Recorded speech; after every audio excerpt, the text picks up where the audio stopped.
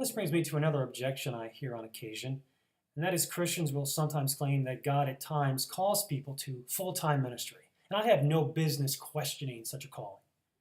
Ironically, when I was in my 20s, I had done some teaching, and I was heavily into studying theology, and I had begun to have a strong feeling that I was being called to full-time ministry.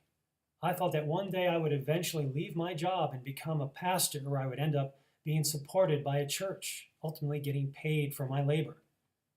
However, that belief and strong feeling I had were not of God. Now, the desire and ability to teach and minister was of God because such a desire and ability harmonizes with biblical principles. But what was not of God was the idea that I would leave my current job and become a full-time pastor, where I would no longer be supporting myself through a legitimate trade, but end up basically receiving payment from a church for teaching and serving. We know that is not of God because such an idea conflicts with the Bible. I'm clearly instructed to work to earn a living. I'm forbidden from receiving any payment for the exercise of my spiritual gifts. Now, thankfully, since then, I've repented of my corrupt views of church and ministry.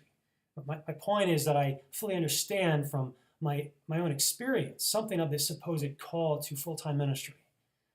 But what we must remind ourselves of is that any supposed call a person has to the ministry must be scrutinized under the lens of the Bible. That is the final authority, not my feelings and not your feelings, about any work we might think God wants us to do in this life.